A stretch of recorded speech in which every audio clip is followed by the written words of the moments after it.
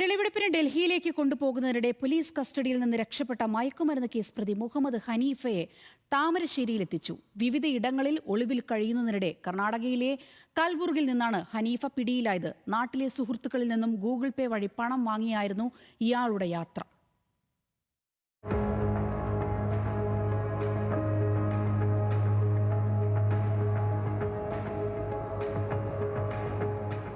കഴിഞ്ഞ മാസം 23-നാണ് ലഹരി വിൽപ്പന കേസിൽ തെളിവെടുപ്പിനായി മുക്കം സ്വദേശി മുഹമ്മദ് ഹനീഫയെ ഡൽഹിയിലേക്ക് കൊണ്ടുപോയത്.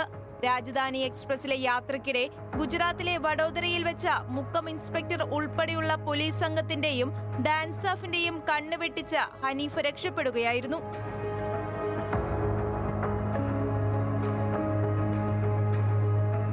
തുടർന്ന് കോടഞ്ചേരി SIയും മുക്കം പോലീസും അടങ്ങിയ സംഘം നടത്തിയ 10 ദിവസത്തെ അന്വേഷണത്തിനൊടുവിലാണ് ഹനീഫ കർണാടകയിൽ പിടിയിലായത്.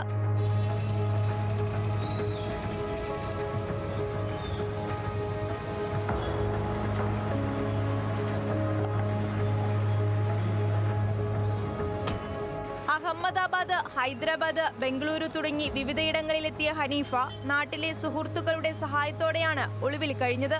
യാത്രയ്ക്ക് മൊബൈൽ ഫോൺ വാങ്ങാനുൾപ്പെടെ നാട്ടിലെ സുഹൃത്തുക്കളിൽ നിന്ന് പണം കൈക്കലാക്കി.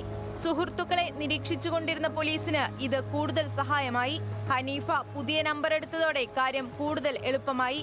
ഫോൺ ലൊക്കേഷൻ കേന്ദ്രീകരിച്ച് നടത്തിയ അന്വേഷണത്തിൽ കർണാടകയിലെ കൽബുർഗിൽ ട്രെയിൻ യാത്രയിലാണ് ഹനീഫയെന്ന് പോലീസ് മനസ്സിലാക്കി. തുടർന്ന് അവിടെ എത്തിയ പോലീസ് ഹനീഫയെ പിടികൂടുകയായിരുന്നു. മുടിമുറിച്ച് രൂപമാറ്റം വരുത്തിയ നിലയിലായിരുന്നു ഹനീഫ. ഏപ്രിൽ 2-നാണ് മുക്കത്തെ വ്യത്യസ്ത സ്ഥലങ്ങളിൽ നിന്ന് 2 കിലോ 803 ഗ്രാം MDMA പിടിച്ചെടുത്ത കേസിൽ ഹനീഫ പിടിയിലായത്. കേസിലെ മുഖ്യപ്രതിയാണ് ഹനീഫ. ഇയാളോടൊപ്പം ഒരു സ്ത്രീയും ഉണ്ടായിരുന്നു. ഹനീഫയുമായി വിവിധ ഇടങ്ങളിൽ തെളിവെടുപ്പ് പൂർത്തിയാക്കിയാണ് കൂടുതൽ അന്വേഷണത്തിന്റെ ഭാഗമായി പോലീസ് സംഘം ഡൽഹിയിലേക്ക് തിരിച്ചത്. ഇതിനിടെയായിരുന്നു രക്ഷപ്പെടൽ. നാട്ടിലെത്തിച്ച പ്രതിയെ വടകര NDPS കോടതി റിമാൻഡ് ചെയ്തു. ന്യൂസ് മലയാളം, കോഴിക്കോട്.